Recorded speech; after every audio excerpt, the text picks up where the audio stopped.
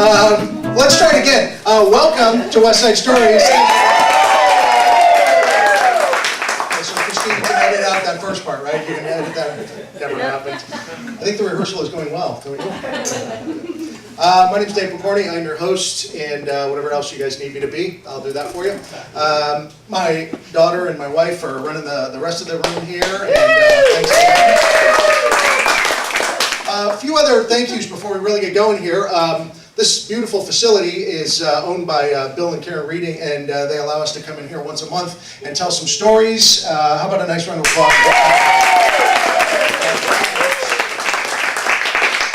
Of course, back there on the camera is Christine, and she is filming for PCA, that's Petaluma Community Access TV, so thank her for helping sponsor the show. And the flyers that we will be getting very shortly, there was apparently a correction needing to be made. I made a mistake, and they're not here, but free printing is done by Electric Crayon out of Santa Rosa, so how about a nice round of applause? Oh my goodness. Let me tell you the idea here. Some of you have been here before, a couple, and some of you have not. And let me tell you what we do here. These are 5-minute true stories told live on this platform. I'll call it a stage. Live on stage without notes. So that's what we do here, and you guys paid $5 to get in, and you got a little green ticket. What happens at the end of the evening is you're going to listen to all the storytellers. I think we're going to have more than 10 tonight, so we're going to breeze through them as best we can. And we will have one person in here choose the winner, who is their favorite storyteller for the night. So your ticket gets pulled, I will read out that, and I want you to automatically just say, boom, I like that person the best. And that person will walk away with a cool $50. $50 cash money right there just before the holidays that are coming up. And it would be really nice to have an extra 50, wouldn't it? Yes, it would. So there you go. Let me tell you quickly a little more about how this all started. We are tonight starting our 3rd year of doing stories.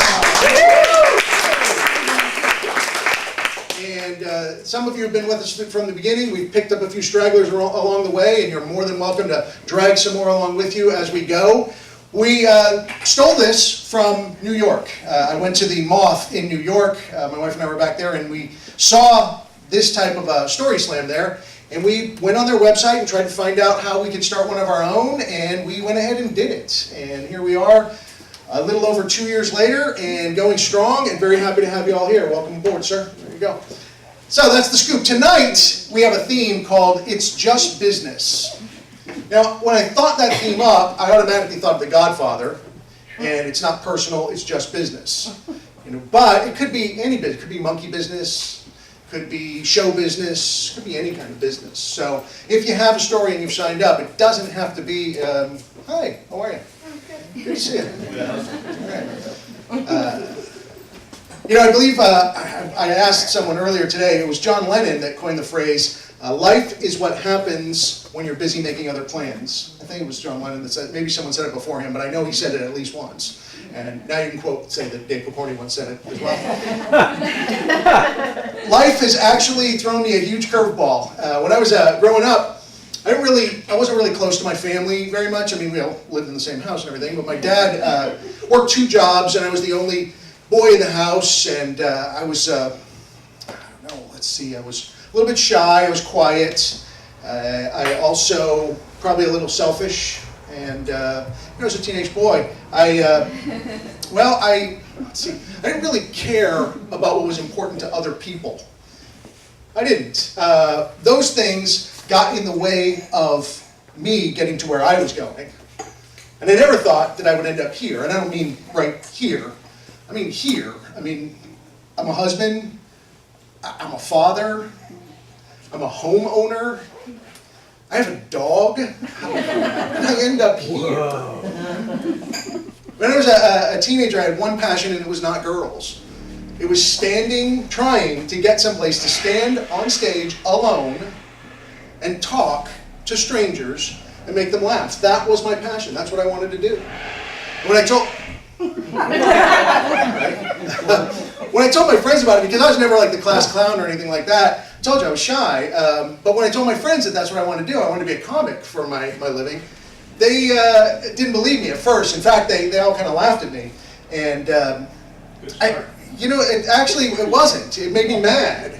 It actually made me mad that they laughed at what I wanted to do. And I figured, I'll show them. I'll go and do it. So I started taking acting classes. I took 7 years of acting classes, and I did plays. And then when I finally got up the nerve to go up on stage and use my words, and I got that very first laugh, I was completely hooked. That was it. Nothing else mattered anymore. It was the most important thing ever. I was out 7 nights a week doing stand-up somewhere, and it was great. Again, it was the most important thing. I was out, you had to go on the road a lot to make a living. And probably one of the happiest days of my life is when I quit my day job, which is a very cool thing. Really, really cool. And went out on the road. And I was out on the road a lot. The year 1994, 52 weeks in a year, I was out on the road for 30 of those weeks. And that's how you have to go to make a living.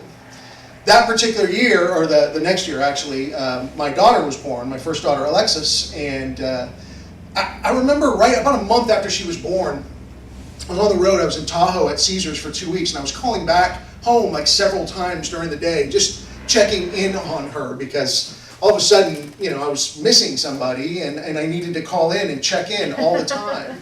And that's what was happening with me. And things changed as I went along. I started taking gigs that were closer and closer to my house, more gigs so I didn't have to stay overnight. I mean, I'd go to Modesto, but I'd drive there, come back every night. I'd stay for a week and drive back and forth because I just wanted to be with the 1-month-old.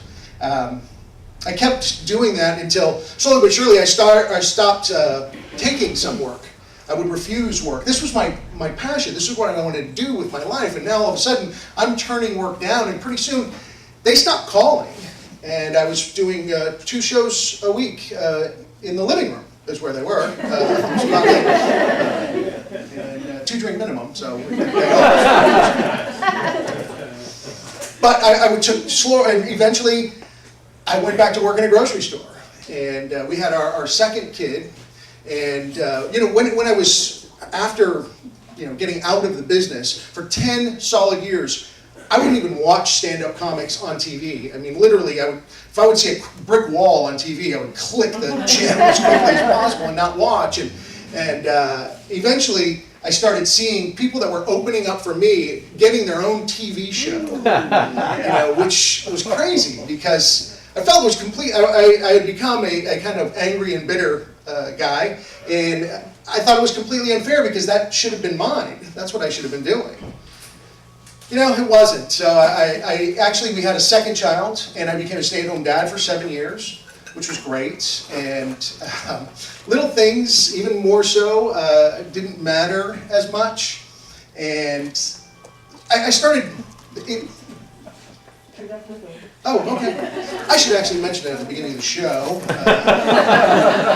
Any sound devices like drills or everybody's got another drill in the room, we want to turn that off. So anyway, we had that second daughter, and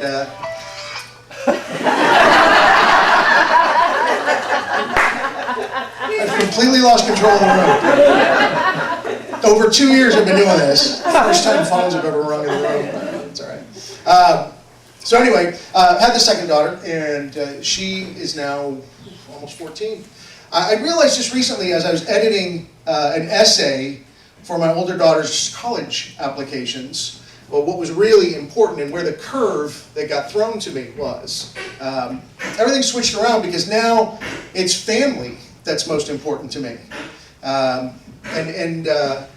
Doing comedy for a living for a decade was great. I mean, going out on the road and meeting new people and going to new places and, playing one-on-one basketball with Paula Poundstone and having dinner with Robin Williams once and even getting kicked out of a club in Portland, The Last Laugh with Greg Proops. All great memories to have.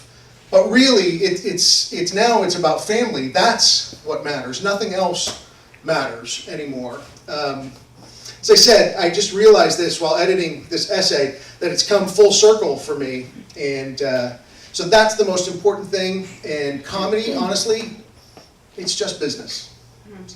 That's my story.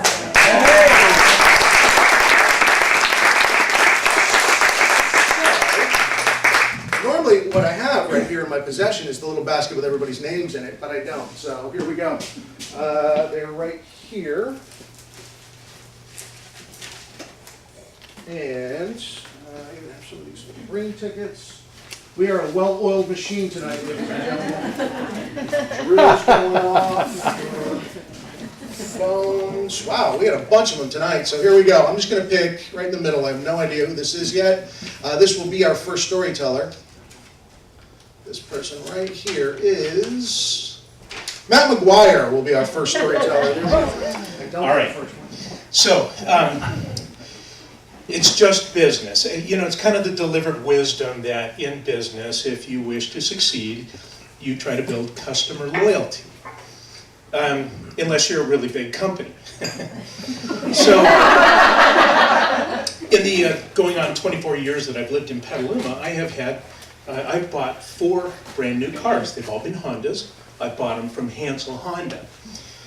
And, you know, I don't usually get my cars serviced at the dealership. They're expensive. They try to upsell you. There's a lot of good mechanics closer to home. It's much more convenient to do it, you know, with an independent mechanic. So my current car is a 2007 Honda Civic Hybrid. Pretty good car, you know. I like Hondas because they're reliable and they're economical and, you know, they're pretty trustworthy. Well, after about a year and a half, the driver's side window, you know, it's a power window, you hit the button, it automatically goes all the way up. But it was like not seating right. Something was out of adjustment. It'd go to the top and go back down. And so, you know, it was kind of annoying, but if I kind of guided it up there, it'd sit fine. And that was okay because it only happened once every couple of months. And one time, Lorraine, my wife, and I were driving down to see my brother down in San Diego County, and I'd had the car about 3 years, and it started to happen a little bit more, and I thought, well, okay, I should finally go in and take it into the dealer. I'm sure it's covered by the warranty. Honda's very reliable. They're good on their warranties, et cetera, et cetera. And so we get back from our vacation. I take it in a couple days later. And I go in and tell them what the issue is, and of course they go, well, if it's not covered under warranty, you're going to pay for this, you know. I say, well, come on, the car's 3 years old. I mean, this is covered, right? They go, well, let's look it up. And they go, oh, your warranty expired 5 days ago. Oh, really? Well, so it's just an adjustment, right? Well, no, they sent it, by this time they'd sent it back for the mechanics to work on. And it's like, no, you can't adjust these. It's like, wait a minute, I grew up in the time, you know, the era when if your window didn't shut properly, you took the screws out, took the panel off the door, and you found the track that was out of whack a little bit, and you pushed it back in, and you put the panel back on, and it was fine. The concept is the same, it's just motorized. It's not broken, it goes up, it goes down, you know, you can push it into place, it's an adjustment, right? Oh, no, the plastic part is glued to the metal part, and you can't adjust that. No, we have to replace the whole thing. Oh, really? How much is that? $500? Are you kidding me? Jesus H. Christ. Come on, the thing works. I mean, I could, you know, for $500, I could pay myself, you know, $11 an hour for the amount of times it goes up in a year and come out ahead, right? But I'm going, well, listen, you know, I bought 4 new cars from you guys. It's 5 days out of warranty. Why don't you just give me a grace period of 5 days? Oh, no, we can't do that. Oh, yeah, you know, oh, no, you don't get your car serviced here. And so I went back and forth and around with them, and it's like, come on, you know, you're kidding me. Come on, I've spent, you know, tens of thousands of dollars with your company right here locally, shopping at home, keep the money in the community, et cetera, et cetera. No, sorry, you're out of luck. So I kept on them. They said, okay, we'll split it with you. It's $250. And I go, you know, put the goddamn thing back together. I'm going to call American Honda. Honda has got a good reputation for taking care of their customers. I have demonstrated that I'm a pretty loyal customer. So they put it back together. I call up Honda, and this takes, you know, a number of days back and forth. And it's like, and the upshot is no, it's up to the dealer. And it's like, so you're telling me a car that's 3 years old, the driver's side window won't seat right. You're telling me you got to replace the whole mechanism. It's going to cost $500 or a big deal. I get it for $250, and you're not going to stand behind your car It's like you're still telling me that you're making much cheaper cars now, and so this is really good for a loyal customer to hear from you guys. So I pretty much at that point said, screw you. I'm not. That's just a ripoff. I'm not going to do it. I won't buy another car from Hansel Honda. May never buy another Honda. For that matter, I was really disappointed. The irony of the story, of course, is that the guy that took it apart to do the diagnosis fixed it for free and didn't tell anybody. It's never given me a problem again since then. So if I don't buy a Honda, it's just business. All right, Matt, how about a number? We have a ton of people, so number between 1 and 13. Ooh, 11. 11, so that would be 13. 12, 11 would be there.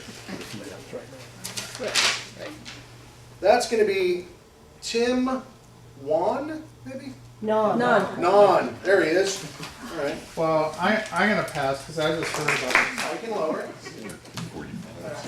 That. Oh, you're going to sit there. That's fine. That makes a lot of sense. Take it out of the stand. Sit down. There you go. Oh, there we go. Oh. Where's the guitar? Can you hear me? No. You could hold it.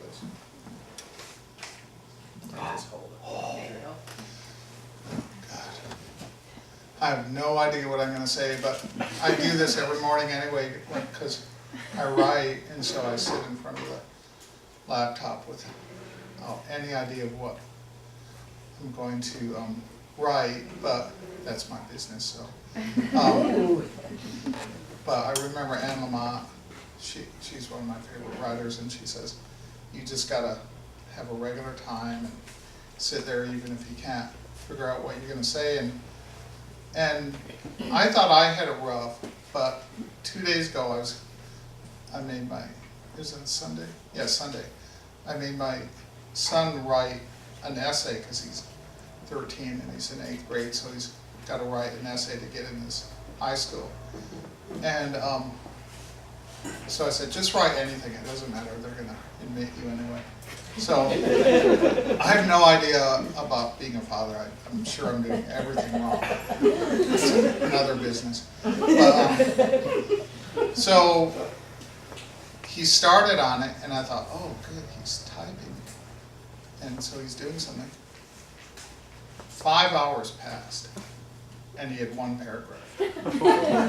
And it had to be 750 words, which is about 6 pages double-spaced. And so he goes, he kept saying, I can't think of anything to write. And I wanted so much to write it for him, because I knew I could write it in a short period of time. But I knew he had to go through that torture I go through every morning. And for him, it was 5 hours. For me, it's usually not 5 hours of torture. But he finally wrote it, and he said, okay, I'm ready to read it. And I'm getting ready to hear it, and I'm thinking, oh God, what if this is really bad? What am I going to say? Oh, that's great, way to go, but he read it, and it was so moving, because the school is called Credo, which means I believe, and so he had to say what he believed. And he wrote the most touching and moving things about what he believed, and talking about being compassionate and working hard on things, and so afterward I was just blown away, and so, but that waiting process is a crucial part of creativity, and that's what I'm making right now, is wait, and you're thinking, oh, he's going to come up with something really good. It's going to be worse than the story about his son, so it's going to go all downhill. And but I've noticed that, and I also do this contemplative prayer every day, where you just sit there and like in silence, go, you're right. And so but waiting is so much a part of creativity, and I mean, I guess women who get pregnant know that, and I don't have to tell you anything about wedding.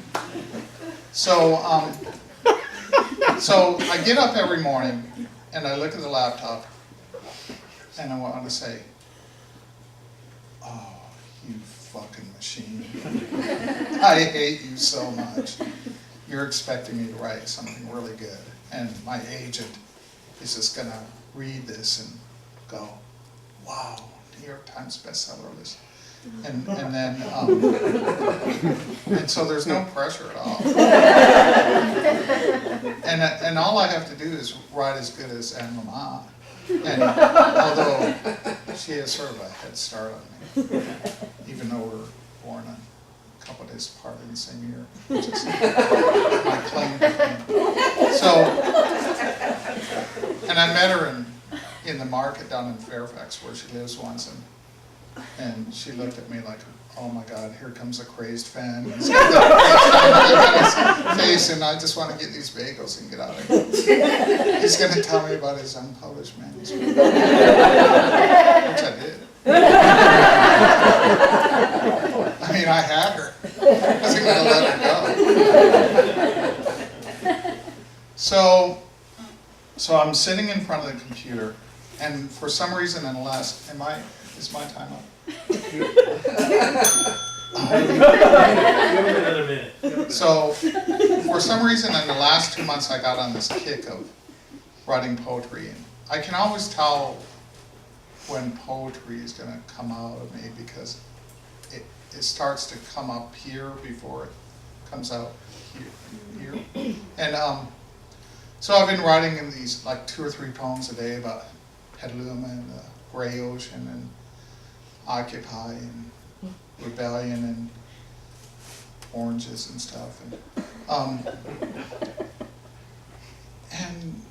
I'm always surprised that something comes out, and so I guess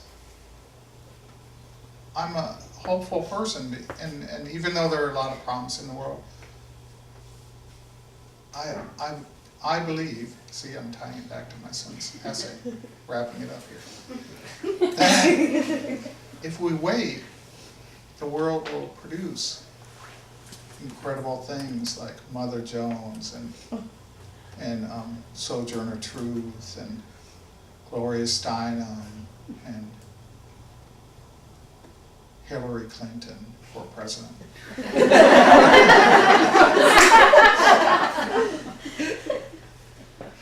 And my son, one day, for president.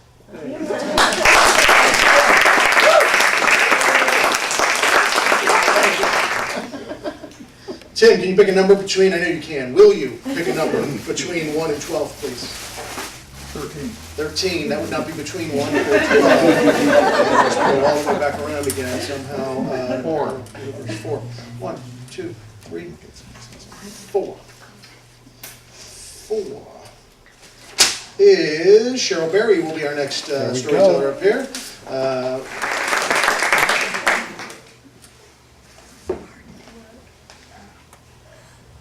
When I was growing up, I had the rare privilege of visiting my father in a very magical place. It was a place full of all sorts of machines that did fabulous things. Among them, produce cookies. My family had a bakery when I was growing up. And as a kid, my mom would take me there and Dad would put us on the high-low, which is a forklift with a bottom. And so we'd go up and be way high up above everybody else and then come back down. Me and my sister holding each other while we took the ride. It was glorious. And there were machines that there was a big metal trough with hooks on it, and big hooks would come down, and there was a button, and it would raise up on pulleys with hundreds of pounds of bread dough in it and tilt it into the divider. And then there was the cookie machine where you put in a pan, and the dough would come through a die, and little wires would cut off wafers, and then it would go, and a little squirt of jelly would go on it, and it would come out. And then, for 10 cents an hour, at age 10, I was folding the jelly into the cookies. This is what I I did the start of my fabulous career.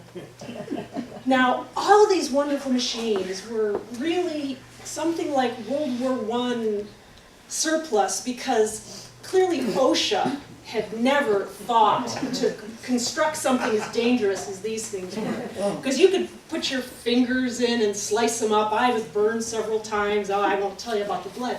But it was really a fabulous experience, and part of that fabulous experience was the other workers in the bakery. Now, this is fairly simple manual labor, and Dad was saving on labor costs by hiring the kids from the local Jardin school. This was the school for the special kids.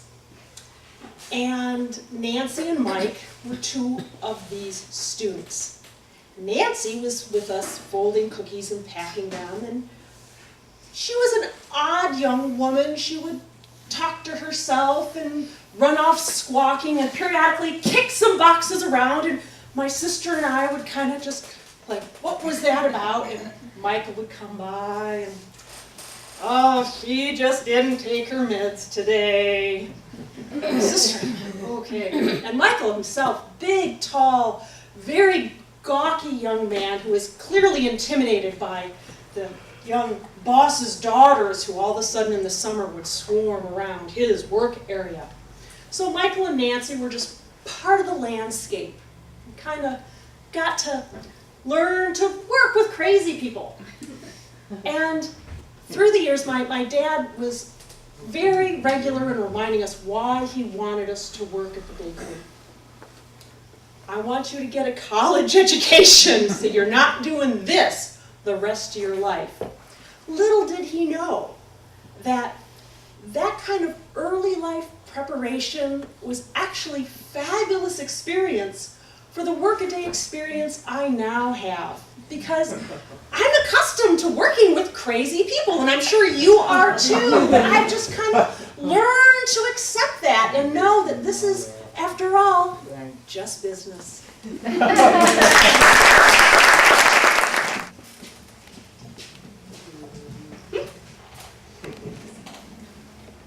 Never stays up long enough, does it? Just So business. I'm Molly, also known as Molly Moo, and that was the ice cream lady. And I'm still the ice cream lady, kind of, but I'm selling my business. But that's not really my story tonight, because the ice cream lady selling her business sort of ignited this whole other source of memories and experiences, and so that's kind of what I was doing. And I decided I had all this inventory in my truck still, and I wanted to go to the places where there is not $20 in your pocket when you're a kid or a grown-up. One of the places I went to was Sonoma Academy, and those kids were great, and they could order anything they wanted. And on the way there was the Children's Village in Santa Rosa, and that's a foster care home where the kids stay there and grown-ups come in, so they get to be there. And I lived up the street from there in another life, and I thought, well, that's one of the places I want to hit before I finish up this business. So that was wonderful, and I met these kids, and a lot of them were like, oh, how do you become the ice cream lady? And, you know, and I wanted to tell them that I haven't always been the ice cream lady, and that it really isn't paying my bills. And what an opportunity to like clue them into how creative life could be if you just have a lot of chutzpah, or I don't know what you call it, but so it reminded me of when I was their age, and I moved here from Boston.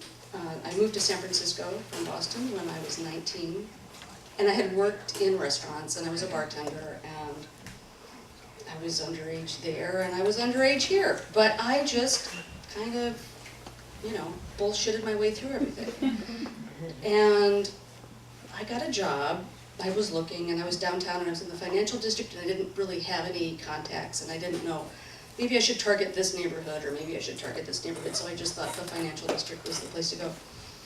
there was a business called, it was 444 Battery Street, and it was the Alcoa building, which was once, well, it was the Punch Line? Yeah. Is it still the Punch Line? And then it was the old Waldorf, and Bill Yeah. Graham had bought it after the old Waldorf. But anyway, I ended up there, underage, and looking for a job, and I realized that the place was completely disorganized, nobody knew what was going on. There was like a day lunch thing going on, there was the nighttime with rock and roll, and nobody really knew what was happening. So what a great opportunity to get a job, because nobody's paying attention. So I showed up one night and picked up a tray, and they said, well, who are you? I said, oh, I'm Molly, I was hired by the Rich, guy in the daytime. He asked me to come and told me to try out tonight and wanted to make sure that was okay. He said, oh, okay, well, here you go, here's your tray, here's your bag.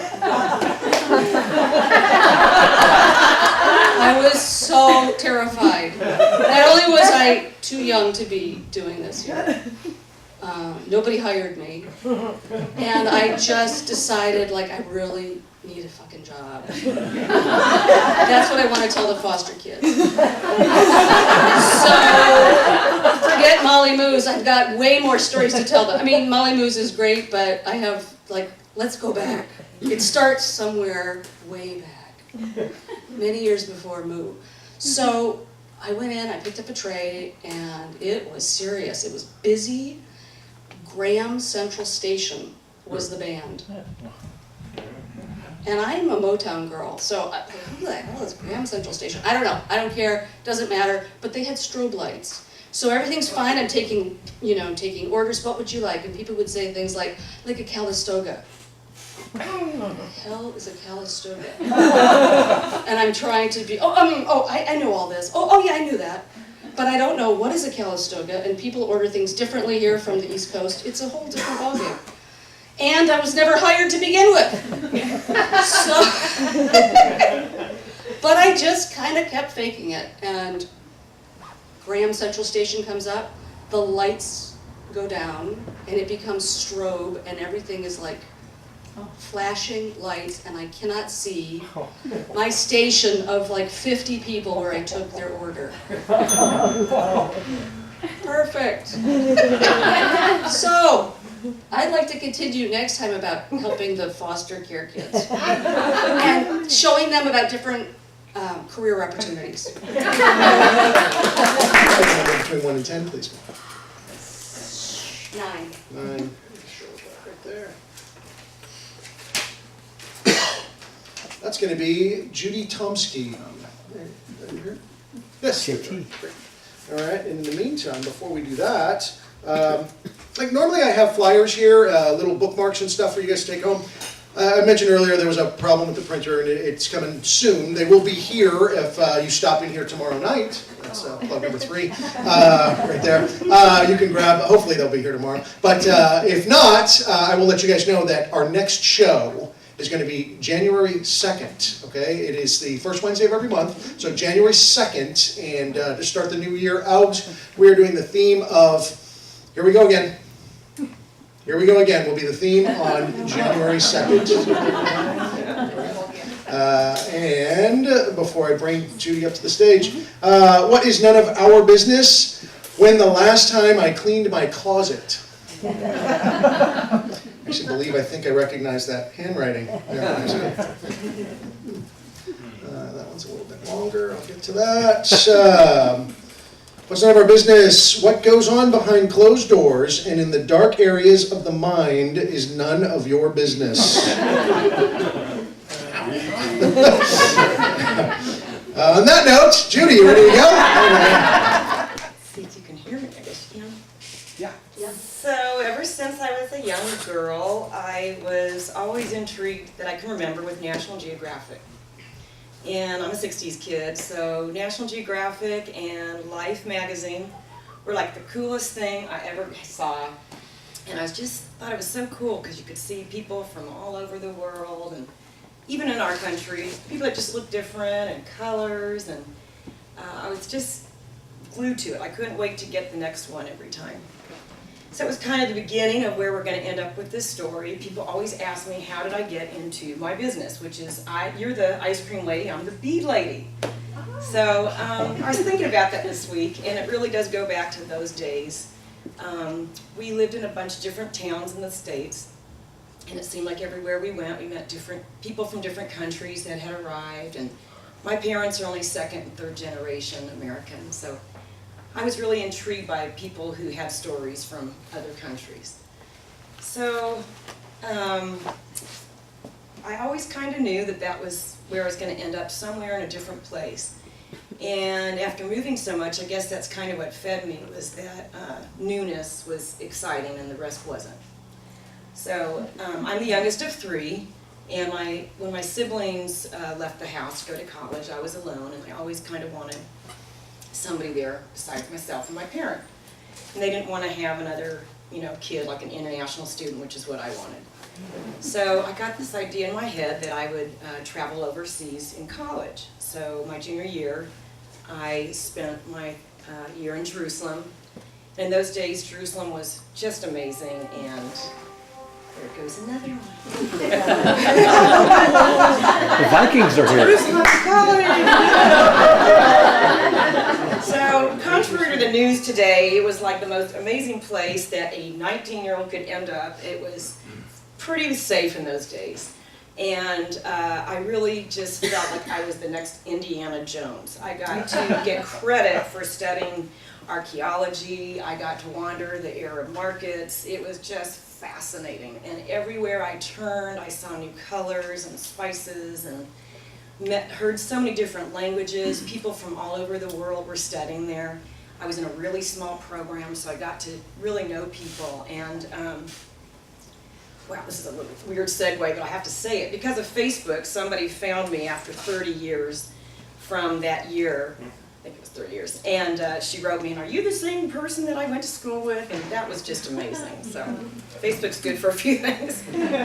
Anyway, so Jerusalem was amazing. And I just found myself intrigued with the stories that everybody told me and the ones that I got to live. And it was really neat to another thing you don't know about me is I'm a rabbi's daughter. I don't usually tell too many people that. And I really did not like having to go to Sunday school and Hebrew school and learning all these things about the Bible, because it was poured down my throat too much. But when you're living in this city where all this was written about, it was just history. It wasn't religion, it was just the way of life. And I found myself pouring into the books and walking down Jericho and, singing these songs that you learned about that didn't make any sense. So that kind of got me going, and I started collecting textiles, and I loved rocks, and I was digging, and I got to dig up Roman glass, and I was just falling in love with the history and the culture. So, segue back to the States, I came back, graduated school from Sonoma State, and I really didn't know what to do in those days with a liberal arts degree. Today it's kind of more desired, but in those days you didn't just go get a job in liberal arts. So I wanted to go back to Israel and hang out with some people that I met, and I did that, and I got more engrossed in the cultures and met more people from different countries. I was living on a kibbutz for a couple of years and did farming and cultural relations and whatnot with people that would come to visit us. And then I came back to the States, had to come back for a family thing. And I was here for about 10 more years, and it was just really hard to stay in the country. My heart and soul was somewhere else, and it was really hard, and just kept trying to find ways to get back. And then, I don't know how many of you have done those career counseling, what color's my parachute, or in those days, in the 80s, people were paying tons of money to have someone tell you what you should do. Wow, that's quick. Anyway, so I wrote down my ideal career job would be, traveling the world, meeting people from all over, being able to use language, and just learn as much as I could about these different countries. So about 19 years ago, I quit my last job as a fundraiser, and I went off to Asia for 4 months. And I ended up within days hanging out with antique dealers and designers from all over the world. And I've been spending the last 19 years going to Southeast Asia, never having a clue that I would end up there. And manufacturing, working with hundreds of artisans, and supplying around the world with trade shows, now mostly mail order, making beads and now jewelry. So tomorrow, come to the trade show, and that's just We'll pick a number between 1 and 9. 2. 2. 1, 2, that is. That will be Bradford Rex. You are our next storyteller, Bradford. I didn't like Sunday school either. My second least favorite city in the United States is Las Vegas, and it's only because Orlando is my first least favorite city. But I go to Las Vegas regularly because I make money there, and I get paid to do a really dumb thing, and I go and I talk for hours and hours on end about triathlons while people race about, and it's about one of the silliest things in the world. But I've worked really hard to not have a real job, and now I have not a real job. My mother's very proud of me. So I'm in Las Vegas, and they put us up at the Bellagio, which is it's pretty much wasted on myself and my co-announcer, Jerry. He's from Minnesota, and he's a reasonable fellow. And there we are at the Bellagio, and we get back, this race takes 17 hours. So we've been talking for 18. I get tired of hearing myself speak after about 2 hours, and we go on for 17 hours just blathering on. And we get back to the Bellagio, and Jerry takes to his bed with the vapors. He's done. And I said, I'm going to take a shower, and I'm going to go downstairs. I've never seen a casino in full bore, and I want to see this. I'm an American, and I think it's I want to see what goes on. And so now it's about 1:30, 2 o'clock in the morning, and I go downstairs, and I, wisely, because I've watched cop shows on television, I've watched reality shows, I've left my wallet in the room, and I've taken $20 with me, and I go downstairs, and I buy myself a Heineken, and I hear this woman behind me say, "What did you just do?" And I thought, oh, my mother can't be here. And I turn around, and there's the most beautiful black woman I've ever seen, and I'm just enthralled. And guys, you'll go down this path with me. Women, just please bear. You'll think I'm a pig, but I don't know. What have I done wrong? And you just bought a beer in a casino. I said, well, that's the only way I know how to get one. You give them money, and then they give me beer. And she said, but if you gamble, you get beer for free. But I don't gamble. And she said, well, if you sit with me, I'm going to work the slot machines, and then you can drink as much as you like, because I'm not drinking. And okay, well, that sounds. Guys, please.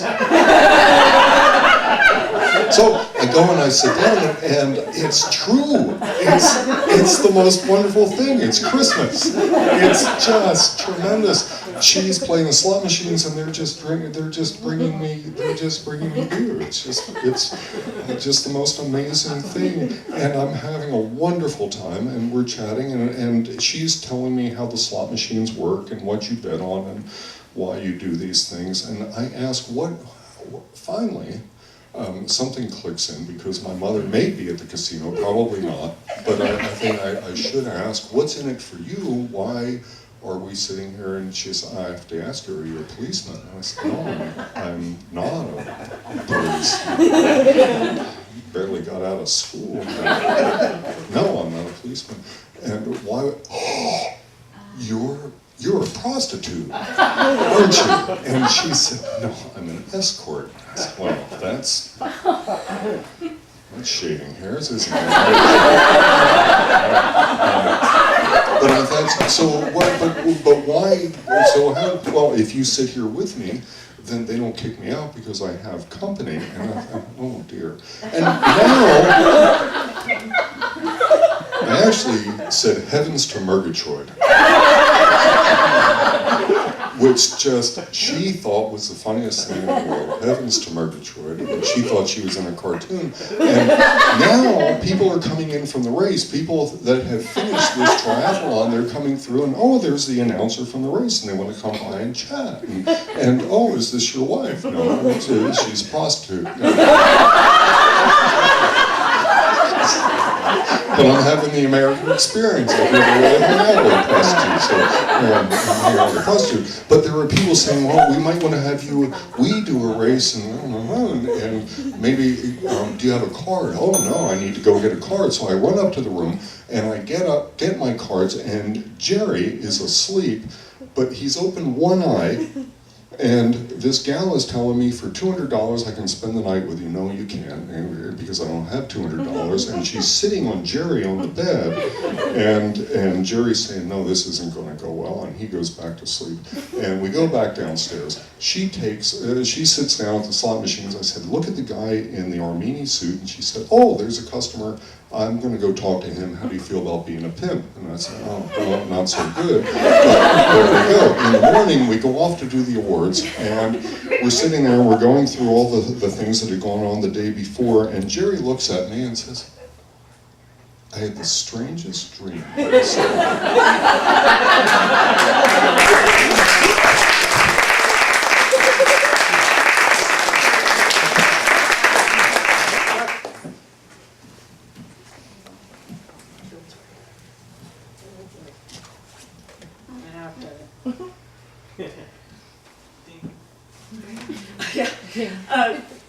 As soon as I graduated from college, I moved directly to the Bay Area and started looking for a job in San Francisco.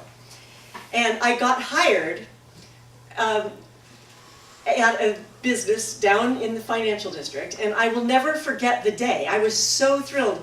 I'm standing on the corner of Pine and Market in my light blue polyester suit. And if I'd had a Mary Tyler Moore cap, I would have tossed it in the air because I felt exactly like her. I was so excited to be working there. My job was at the CPA Society, which was the professional organization of certified public accountants in San Francisco. And the people in the society were the CEOs, the vice presidents, and the upper management of the big 8 accounting firms. Arthur Andersen, Arthur Young, Ernst & Winnie, Pete Marwick Mitchell. These were the big heavy hitters of the financial world in San Francisco.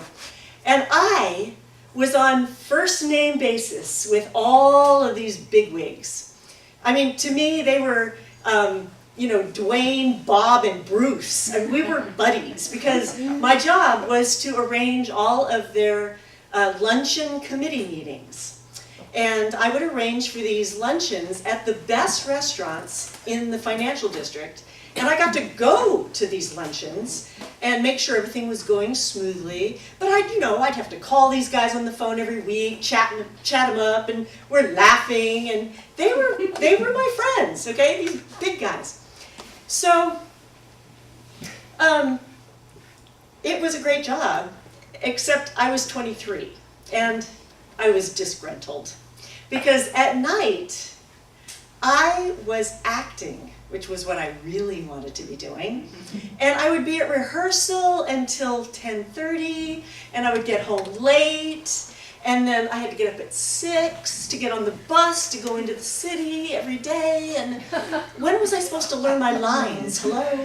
So I really wanted to quit my job. So I was talking to my good buddy Dwayne Hansen, who was the CEO of Arthur Andersen, and I was telling him all this, and he says, we would love to have you at Arthur Andersen in the secretarial pool, and we pay better than the CPA Society, so come on over. So I did a little research, and I found out that indeed I could work for them 3 days a week and make the same money I was making at the CPA Society in 5 days. So I called Dwayne, and I said, Dwayne, I want to do it. I want to come over to Arthur Anderson. He says, say no more, I'm calling personnel, you have a job. So I went to work at Arthur Anderson. I walked through the doors of Arthur Anderson.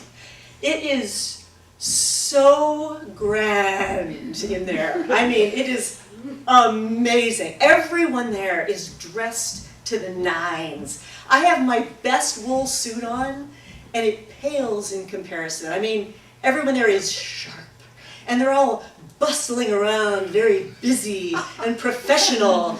And so I'm walking down the halls, and I'm seeing some of my buddies from WestSide. I'm like, hi. But they were busy, being busy, you know, and they didn't see me. So the second day I'm working there, I thought I'd go into the lunchroom, and hopefully I would see some of my guys, you know. So I go in, and it was just secretaries in there at that time. So I'm talking to these two women, and they said, well, you know, how'd you come to work here? And I said, oh, well, I was talking to Dwayne, and he said that Arthur Anderson pays better than where I was, so here I am.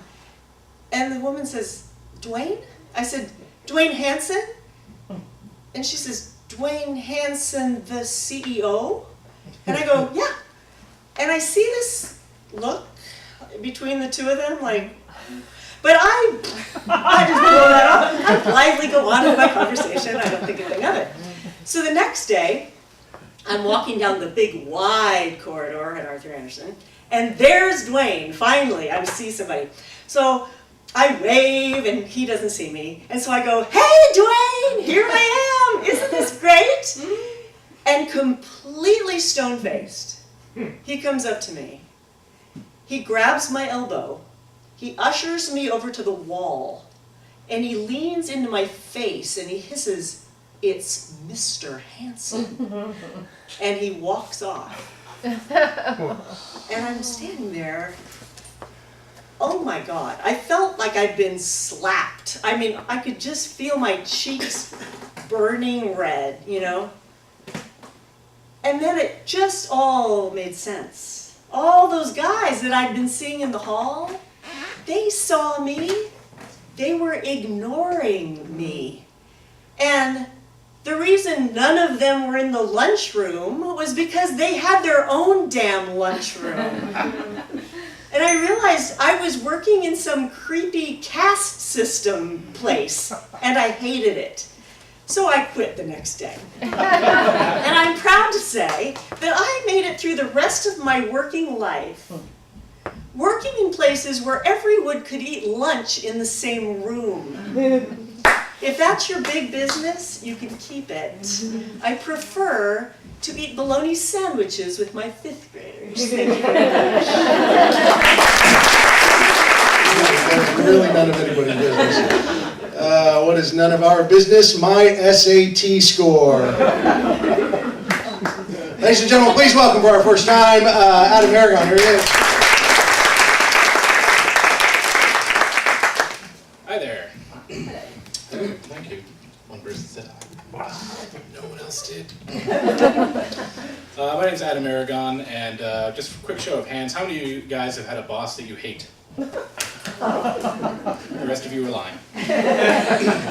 So, I actually have a story about a boss that hated me, and it's it wasn't mutual till the end. I was living in Jacksonville, Florida. I was working for the military, and I got laid off, and I took any job I could get, and it ended up being at Borders Books. You guys might remember that. That's when they put them on paper and they bound them. It's weird. Anyway. So, I was working at Borders Books. I worked in the music department. I sold jazz to hipsters before hipsters knew what they were.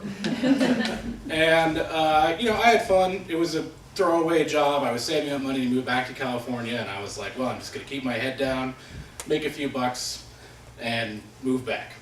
So, the manager that hired me left the company, and another manager moved in. His name was Ian, and he was tall and lanky and unshaven and pale and kind of unappealing, but he seemed like a normal guy. I'm a normal guy. I don't have any kind of temper. I don't have any urge to act out. I'm just going to keep my head down, do my thing. So one day Ian comes to me and says, hey, you know, I noticed it takes you quite a long time to put away all the music. So when you get a whole cart of 100 CDs, you got to put them away. And I said, okay, I'm sorry, I'll step it right up. And so it used to take me about an hour, and I stepped it up and I doubled my efforts, and it took me about a half hour.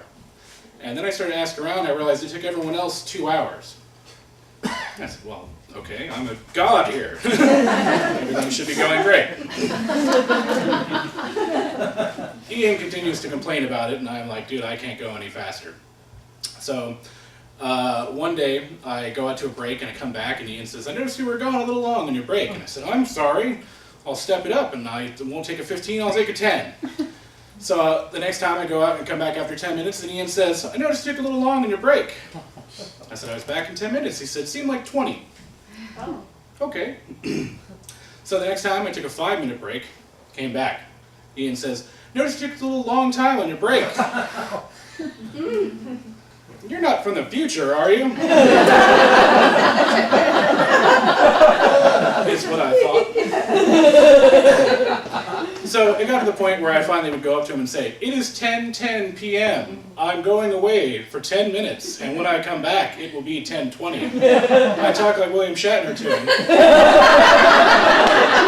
Which is the best way to talk to a boss. And so as soon as I lock that down, and there's no possible way I could be taking too long to a break, he shifts gears, and all of a sudden, my schedule becomes what they call the wraparound. They call it the wraparound, we call it the reach around. Nowhere near as pleasurable. The wraparound is when you get off at 11:30, 12 o'clock at night, and you have to work the next day at 7 in the morning. And it sucks. You go right to bed, you wake up, you barely feel like you left. And some people, this would happen once, even twice a month. I had 17 shifts in a row of the reach around. And it was tough. And so finally I went to the general manager and I said, is this normal? And she said, what? And I said, having this schedule for this many days in a row. And she goes, oh my God, no, that's never happened. So she talks to Ian. And so Ian comes over to me and says, can I talk to you? I said, sure. And he brings me into his office and I said, what's up? And he says, Adam, I don't like you.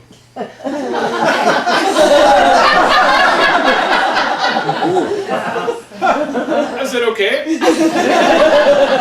he said, I'm going to get you fired. I said, dude, I'm moving away. I'm only here for a month or two. I'm moving back to California. Can we just get along as professionals? No. Okay. Well, I'll tell you what. I need the job. I'm leaving in 2 months. So I'll stay in my zone and you stay in yours, and if we don't have to like each other. No, I'm going to get you fired. Okay. Well, good talk, Ian. So I went back to work and I kept my head down and I tried to be as minimal as possible and just stay out of the way. And Ian actually ended up changing my schedule to match his. And he told me every day, your schedule matches mine, so I can get you out of here quicker. He wrote me up twice for being 6 minutes early. You can do that at Borders. Apparently you're not supposed to be 5 minutes early, 5 minutes late. So 6 minutes early, you're the fucking devil. Keep that in mind. 6 minutes early, you're doing something terribly wrong. They like them prompt. So, after months go by, I keep my head down. Ian continues to crap on me as much as possible. But the end is in sight. I put in my 2 weeks notice. I'm going back to California. Okay, my notice is in. 3 days before I leave, Ian pulls me into his office. And I'm like, hey, Ian, what's up? And he says, well, there's a certain number of points in the corporate policy that you need to be fired from Borders.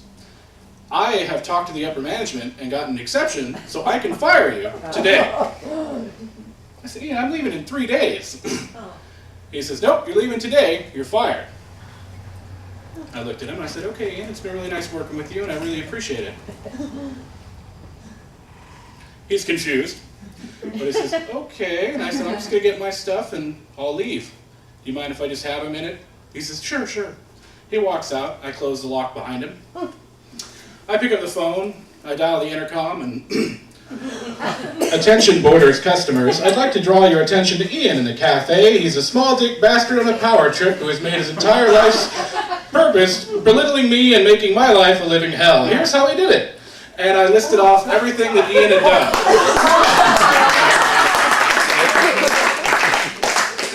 I had the security monitor. I could see the store going into a panic. Mothers covering their children's ears. And Ian looking frantically for me. And he came and tried his office door and it's locked. And he's like, no, I locked it. And he ran away. And I could hear him say that from inside his office.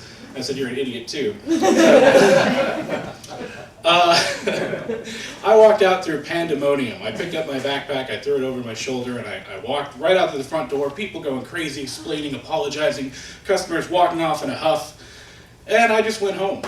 And about a week later, I got a call from a lawyer saying, I represent Borders, and I just want to get your side of the story. Told it to him. He said, okay, we'll call you back. I went back to California. A week later, I got another phone call. Hey, it's the lawyer from Borders. Hi, how's it going? I just want to let you know you don't have anything to worry about. I know.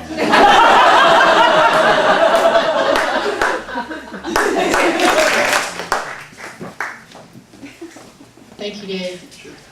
So I can't say how excited I am that Bill and Karen took this over and that WestSide Stories is still alive. And it's been a while since I've been to one of these, but I want to tell you about a little bit about Pelican Art. I've told the story before about how I was in high tech and was on a plane. My laptop died. I started doodling. Went into a bookstore sale. Got drawing from right side of your brain. Did all the exercises. Got excited about art. And this is in 2002. Decided that I wanted to be in art full time. Well, what I haven't told is, in the story, I got a part-time job at a fast frame shop. And Donna and I had done a lot of consulting on starting businesses, doing business plans, trying to find funding, and knew quite a bit about starting a business. And so I was working part-time, 2 days a week for 2 hours at this fast frame. And I was noticing that the owner was never there. And when he was there, he had his little 2-year-old boy who didn't drink.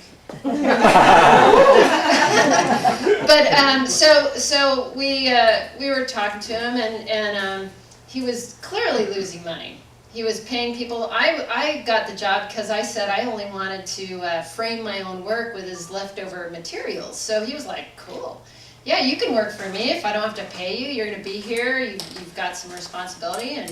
And so I was working, and I started in January of 2003. In May of 2003, I caught wind that he was going to sell the business. And so we asked him for his finances, and he said, well, I don't really have anything I can give you. And I'm thinking, okay, that's a clue of why you're not doing so well. And then I said, well, we'd really like to buy this business. And he said, that's great. And I said, I'd like to do an inventory of everything that's in the store, so we agree on how we hand over. And he goes, that's fine. You can come in on Saturday, my employee will be there. And I go, don't you want to be there? Or don't you want to have anyone there with me? And don't you want to kind of go through it together? So he goes, no, I trust you. I'm like, cool. So I went in and had my laptop, and I did a really full spreadsheet of not only all the inventory of mat board and frame material and all the samples they had and all the paintings they had, and I was counting I was documenting the equipment, and I had this big spreadsheet, and I said, okay, well, we're ready to sign. We agree, we had a little page and said, we agree that we get everything on the inventory sheet. He goes, I agree. Signs the paperwork, we have the date, and he comes in and starts taking things, and there's this big paper cutter. Big, it's a big, huge paper cutter.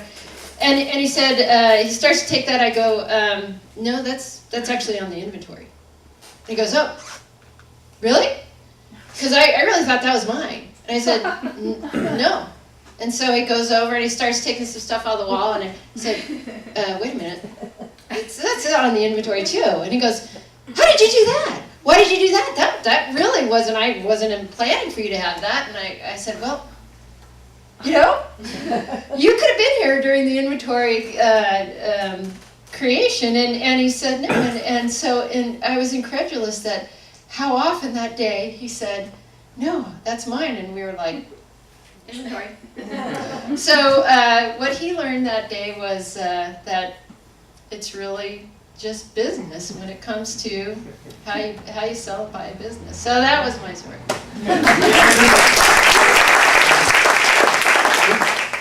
Also a crime. Oh, that's going to be Bill Reading who gets to tell the story for the very first time here tonight. There's Bill. Bill.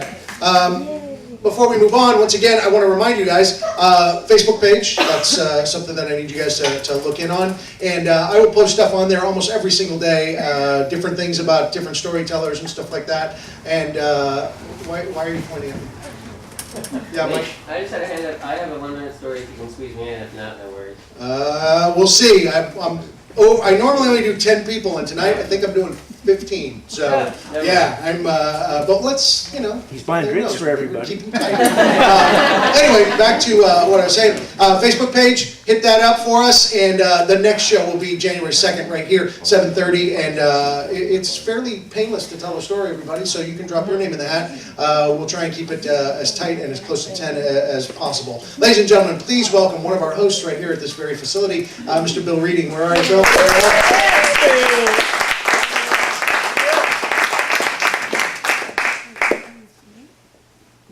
Welcome to the stage, Bill.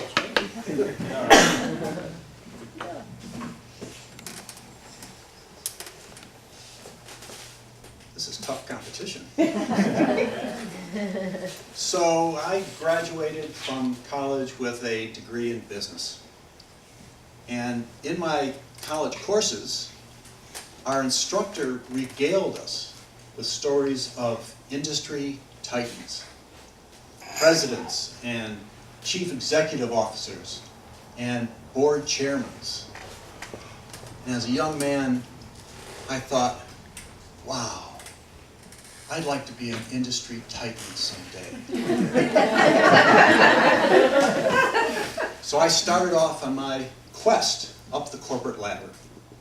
I started off as a salesman, and then a sales manager, and then a regional sales manager, and then a national sales manager, and then vice president of sales and marketing.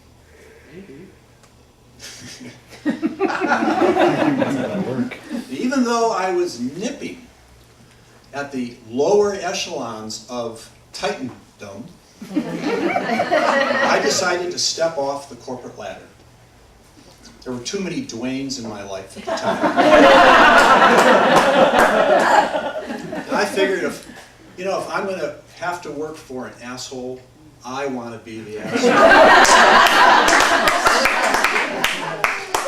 So I started my own business. And I took on a partner, and we incorporated in California as an S corporation.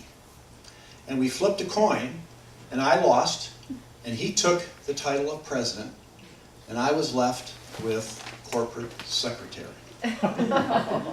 Damn.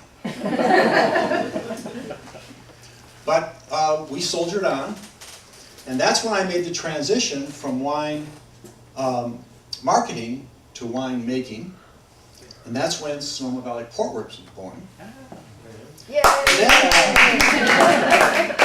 And then about 2 years ago, Karen and I decided to buy my partner out, and this time we incorporated in California as a limited liability company, an LLC. But unbeknownst to me at the time, the head of an LLC is not a president, it's not a chairman. Nope. I stand before you as a managing member.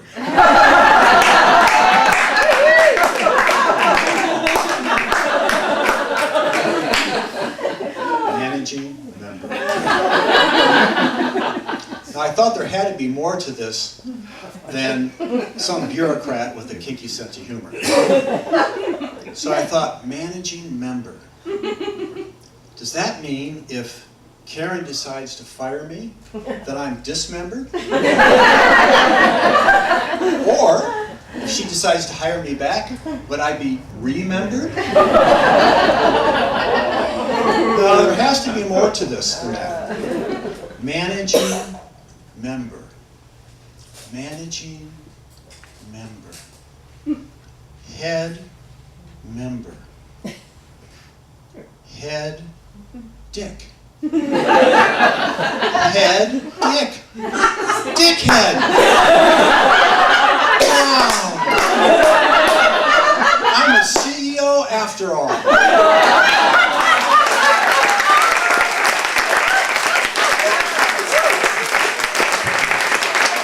What number between 1 and 4, Bill? 1. 1.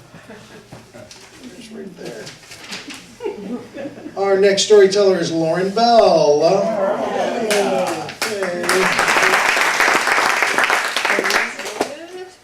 So it's so funny when when you're thinking of the story, you know the story, right? You know the story, and then you start writing it down, and it's like, I'm not gonna be able to remember this thing.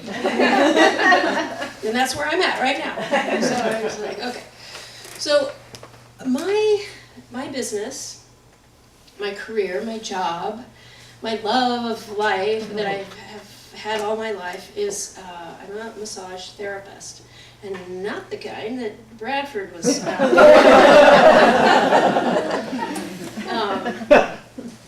have interesting, within the first 5 minutes of meeting somebody, a new client, I'm telling them, well, you can leave your underwear on or take it off. Here's where you hang your clothes, and I'll be back. And don't take your clothes off in front of me. I'll be back. And, So that's just a little bit of my conversation with people. So I have a little bit of a preface before the story. So I'm imagining that there's quite a few moviegoers in our audience. And right now there's a trailer in theaters for a movie coming out in December called Django. And it's spelled D-J-A-N-G-O. And there's a great scene in the trailer. The actor's sitting in the bar, and he said, my name's Django. The D is silent. So that's a little bit of a preference, and so you'll know when, later in the story, when to laugh at the...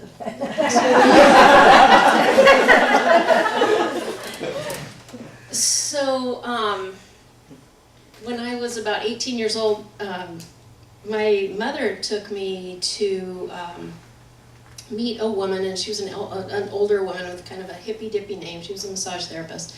A lot of older women with hippy-dippy names in massage therapy. And so she had, we were just meeting. She was telling me some things to look out for in the world of massage, and one of them was, well, when men become inappropriate, and how to handle and how to deal with men who become inappropriate.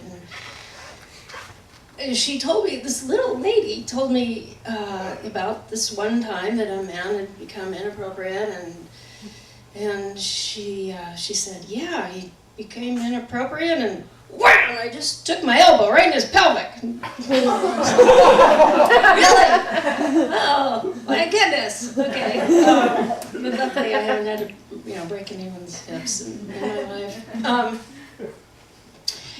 But I started doing massage when I was as a young kid, and so in my mid-20s, this was about 25 or so years ago, and I was living and working here in Petaluma, and a group of us had decided that we wanted to form an ethics committee for body workers. And I kind of don't really remember what we were going to do, but I can imagine, it sounds a lot like just sort of Nazi policing, massage. I don't know what we were going to do. But anyway, we had a meeting. We decided to bring, a bunch of people together and meet at the Sonoma Mission Inn. And about 200 body workers showed up for this meeting. And there was a panel of about 7 people in front of this big auditorium of body workers. And, one person would talk about this or that, and another, and finally we got to this woman. And she was very serious, and she was very emotional, and I realized about 5 minutes after she started talking that I was the only person in this room of 200 body workers that thought, she said, the following. And she's in tears. She's very serious and very upset about this. The room is silent. She says, I have 3 men a day getting directions from me.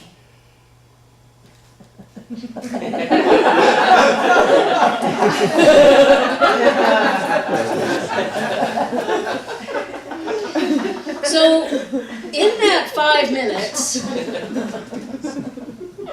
I was thinking, I didn't hear what she said, because I was busy thinking, where are all these men going?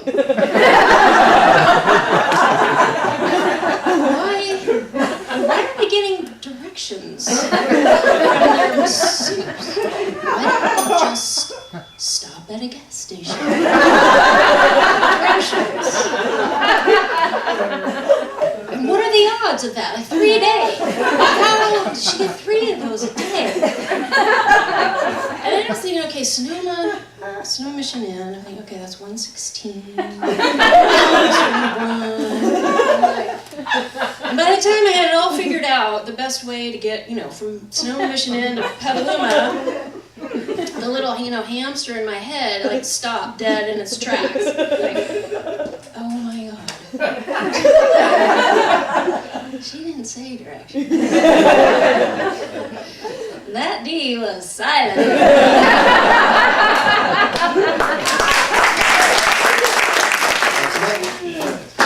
Before we bring up Steve, what's none of our business, and this one is the truest one of all, my BM success.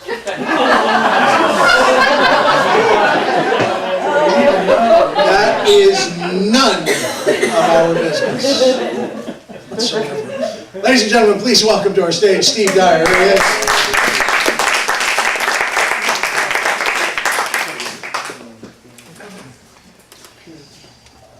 So I don't know how many of you have seen this short movie. It's called Bambi Meets Godzilla. Oh yeah. I was in a band and we were going on our first major tour. And our first stop was the Arizona State Fair. Our first big gig, 10,000 people. We were opening for a guy named Bobby Goldsboro. He had like 2 hits and he was riding those hits to the end. And Bobby took a liking to our band, and we were sort of a country western, bluegrass, light rock band. We were from Colorado. We kind of looked like, like you'd think Colorado guys would look, jeans and flannel shirts and maybe some cowboy shirts and cowboy boots, something like that. So he took a liking to us and said, hey, I know this. We also were heading after this to do a college tour in the Southeast. He said, hey, I know this guy who owns a studio in Nashville. He would love you guys and love to work with you. His name is Sheb Woolley. Okay, fine, Nashville. We'd never been there. It was like, we were totally green. This is the first time we'd really been way out on the road doing a big tour. Great, and so we sent him a tape. Sheb Woolley was sort of almost famous, or he was famous actually. He was a Hollywood actor also, and he was in a lot of cowboy westerns. He was like the sidekick guy, and had been in many, many films. But he also had written a song and produced it and made a small fortune, and this is how he got a studio. And the song was Purple People Eater. That was the name of the song, okay? So we're thinking, okay, whatever, he's gonna do free studio time, we don't care. So we head off to Nashville. We are green. I mean, we're a really green, young band. Okay, there's 8 of us in the band. We get to Nashville, and right outside Nashville is his studio. And so we're expecting Sheb Woolley, cowboy guy, right? And as we get into the studio, we walk in the studio, and approaching us is this guy who's in a fluorescent blue jumpsuit. And he has about 3.5 pounds of turquoise jewelry in every place you can imagine. This is Sheb Woolley. So, Chef Willie, we're shocked, to say the least, shocked. He ushers us into his office, and on his office, all of the people in the band, or 6 people in the band who wrote, in his office were contracts. 6 contracts lined up across his desk, in which, if we signed those contracts, he would own the rights to the songs that we wrote. This was totally different than we had planned on doing. So luckily our manager's there. That took about 3 or 4 hours for them to haggle all this stuff out. We ended up going on a pay-as-you-go basis. We get into the studio, we start doing the songs that he liked and that we wrote. As half an hour goes by and a guy comes in, he's a drummer. Pat, our drummer, is pulled out of the studio and goes into the control room, and this drummer takes over Pat's place. 2 hours more go by, and a guitar player comes in, and he takes over the lead guitar playing, and Jim, who's the lead guitar player, leaves and goes into the control room and sits on the couch. The next day, we get there, and by this time, the only people in our band who are in the studio recording are the singers. And sitting on the couch, there are 5, 6, and we look down the couch, and almost the whole band is sitting on the couch in the control room. And it was that moment when you look at one another and go, we're a band. We're a band. And half an hour later, we were gone. We picked up our equipment, and it was a moment of just looking at us and like, we are a band. This is what we do. You know, we're not studio musicians, whatever. It turns out these guys were what's called Nashville musicians. And they were the hottest guys in town, and we'd seen them on all kinds of albums. And this is what this guy did. He just pulled them in, and when he didn't like what we were doing, he just pulled guys in like this, and they came in, they worked for an hour, they got paid, boom, they went home. It was like an 8 to 5 gig for them. It was really interesting. And these guys were called Nashville Cats, and that's what they did. And but that was the moment when we realized, hey, we're a band. This isn't what we're going to do. And we left in half an hour. We picked up our instruments, walked out, and I swear to God, the guy in the jumpsuit said to us, "It's just business."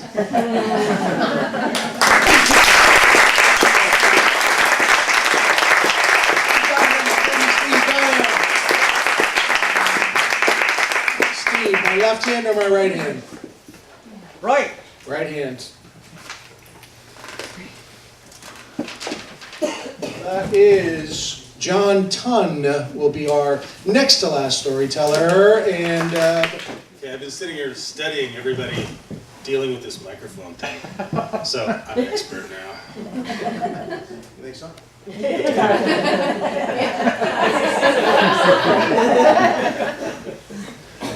Okay, I spent a lot of years making signs, and I still do that some, but I'll take you back to when I was probably into it maybe, I don't know, 5 or 10 years.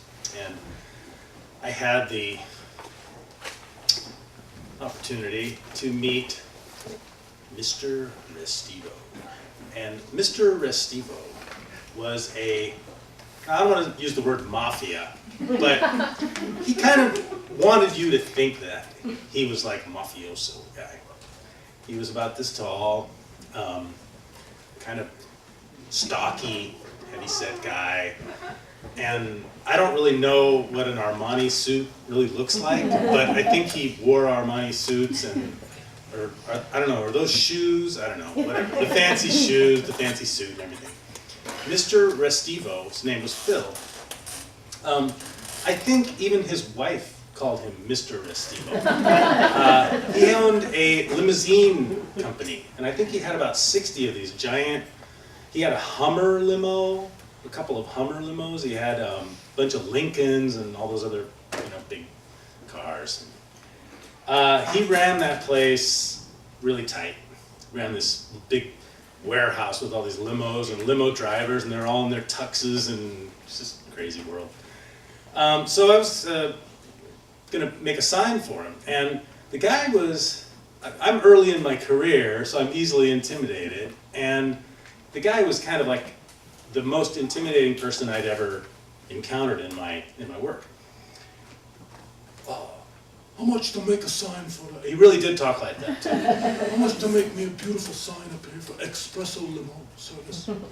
Oh, Mr. Restivo, that'd be like, I don't know, 4,500 or so for illuminated sign like that. He goes, I need you to do it. What's your name, John? I need you to do it for $3 grand, John. I'll give you $3 grand. Okay. Okay. That's about what it costs to make the sign. Probably cost about $3,000 to, materials and so on. So I go, okay, I'll do it. I don't want you to send a hitman after me. So I make this sign, and I don't know if you've all ever heard the term liquidated damages, but in my contract with Mr. Restivo was a clause for liquidated damages. Liquidated damages means if you're a contractor and you don't finish the job on time, you pay back, like you can pick an arbitrary amount. I believe it was something like $500 a day if I was late getting this sign installed. Okay, well, sign's ready to go, got the permit, everything's good to go. Here comes the mother of all rainstorms, and it's time for me to install this sign. So I was up there in the pouring rain on the day this thing was due. I didn't get the thing, it's an electrical sign, you don't want to be doing that. I don't work on hot, okay? But anyway, I didn't get it done on time. But obviously I was doing everything I could, come on. And the business wasn't really open yet anyway. So I think it was probably 2 days late, got the thing completed and everything. And I went up to, went to the office, and they called it to Mr. Restivo's office. I go up there to ask him to get paid. And he says, you're 2 days late. And our contract includes liquidated damages, so you're going to be getting $2,000 for the sign instead of $3,000, which was already kind of not enough money. Okay, I didn't cry. But I didn't. I really didn't. But I'm sure that I was trembling. And he kind of says, "What's the matter?" And I said, I just don't really think that's fair. And he goes, what's the problem? We have a contract here. He didn't say it's just business, but he could just as well have. I could make that up and say he said that. And I said, you saw what I did out there, and you saw me out in the pouring rain, and I did everything I could, and I'm really not making any money on this job, and I didn't cry. I almost cried, and I said, and it's just really not fair. And Mr. Restivo walked around his mahogany desk. He walked around and he walked up to me, right up to my face. And he put his arms around me and he gave me a big hug. And he goes, I'll write you a check for $3 grand. I know I only have a few seconds left, but turns out later he was driving a Ferrari and crashed into a tree, and his best friend was the passenger, and he was killed. And Mr. Restivo now is the most likable person you've ever seen in your life. He wears Aloha shirts and Bermuda shorts, and he's always happy to see everybody. And I think through all of the processes that he's gone through, he's learned that there's more than just business. Because I know who it is, it's Ray Engen. But before we bring Ray up, I'm just going to remind you a couple of these things one more time. Reader's Theater, Petaluma Reader's Theater production of A Christmas Memory is going to be Friday, Saturday, Sunday over at Murray Rockowitz. That's a great question. 8 o'clock, yeah. See, when you write a plug, you got to write all the information. 8 o'clock. 8 o'clock. Friday and Saturday night. Sundays at 2. Oh no, I am wrong. You go to the Christmas light. We have no time for you now, Ray. I'm sorry. And the boat parade, and we are doing the show after both of those, so it's more like 9 o'clock. So you have plenty of time to go to the fun events of Petaluma, then come on over to Murray's. There you go. There. First, tomorrow you gotta come by here. Yes, that's right. There you go, right there. Buy some jewelry, some scarves, have some strudel. Life is good, ladies and gentlemen, so there you go. And once again, January 2nd will be our next show right here, and we will see you all there. Hopefully you have 2 happy holidays, maybe even 3 if you celebrate Hanukkah, Kwanzaa, perhaps you celebrate New Year's, Boxing Day in Canada. That'll be coming up as well. Ladies and gentlemen, please welcome to the stage my very good friend and old friend, Mr. Ray Engen. Where are you? There you are, Ray.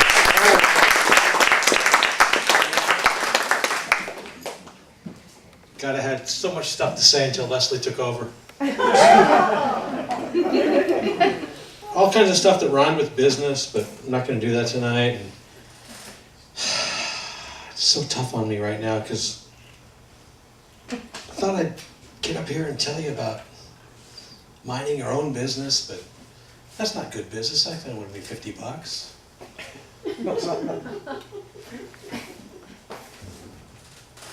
So there I was looking for my big business break right now. I had 2 businesses that I thought I would form, because right now I'm a free agent. I lost my job. Well, to paraphrase the great American philosopher Bobcat Goldthwait, I didn't really lose my job. I know where it is. There's just somebody else doing it right now.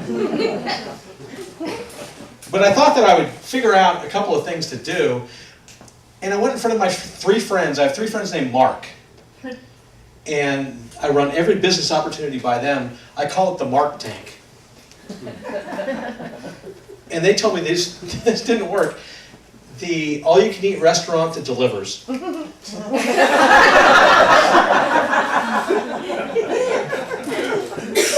I wanted to have a website for guys that screwed up to go on there and ask for forgiveness called smoothitover.com. Neither of those they thought was that good an idea. So I'm kind of stuck. So I thought I'd talk about the last time I hung out with my sister on her job, with her business. Because my sister's been in the music industry for years. And she's been with the San Francisco Symphony Opera. She has been on Broadway with a musical called, what's the name of the damn thing? It's How to Succeed in Business Without Really Trying. That's why I fit in this whole thing. That's where I got the whole damn idea with my sister. But my favorite time with her was when I spent 6 months with her working, singing backup in Nashville.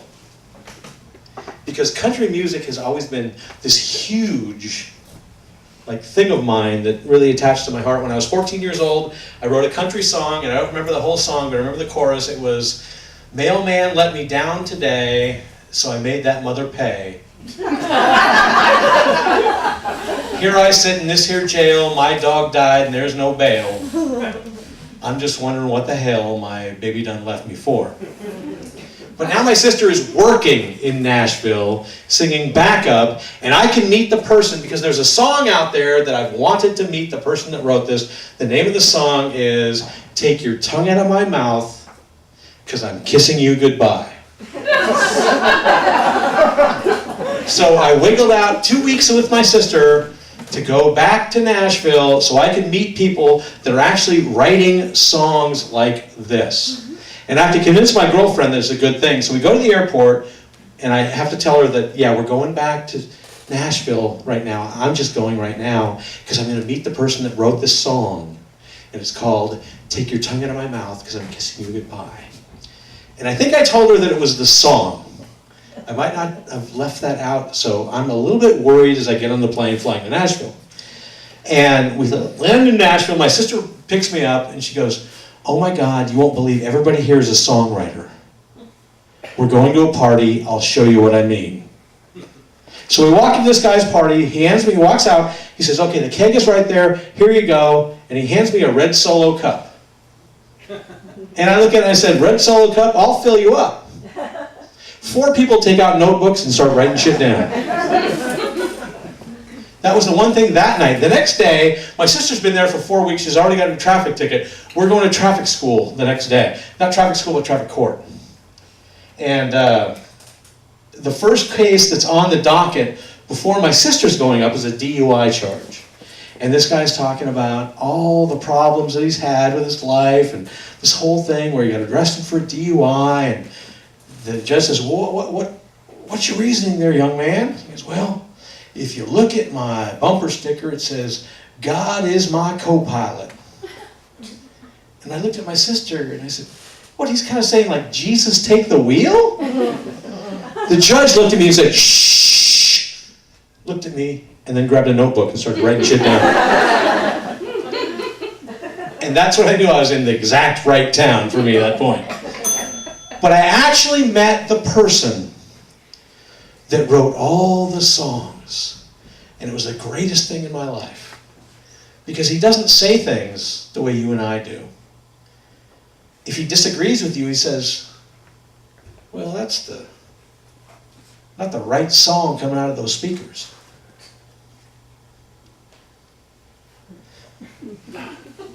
That's the way he talks. He goes, my wife cheated on me. He didn't say that. He goes, well, whose boots have my woman's bed been under? And I went through the whole 2 weeks there and I met this guy who was the most impactful thing in my life. And I flew home. And my girlfriend didn't really believe me when I said that I was going out there to meet this incredible person that wrote these incredible lyrics. So I lost my girlfriend on that trip. Well, I didn't really lose my girlfriend. I knew where she was, but there was just some other guy doing her. So, all right, thank you.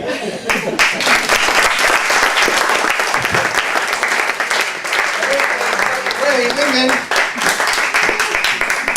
Folks, this comes the moment that somebody in this room is going to choose who their favorite story was for the evening. This is how this works.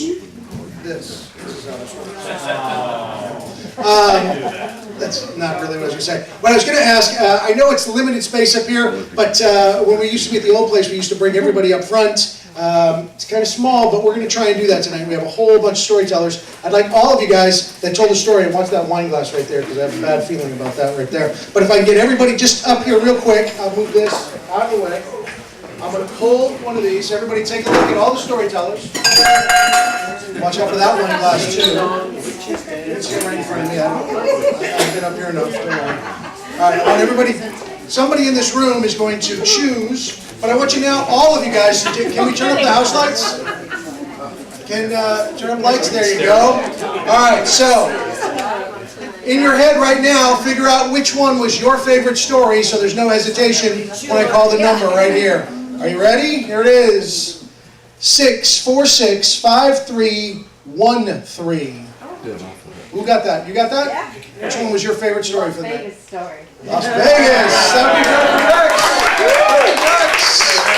All right. Congratulations, Jennifer. Folks, thank you guys very much. Happy holidays to you. We'll see you back here January 2nd. Here we go again. That is the theme. Thanks, folks. Good night.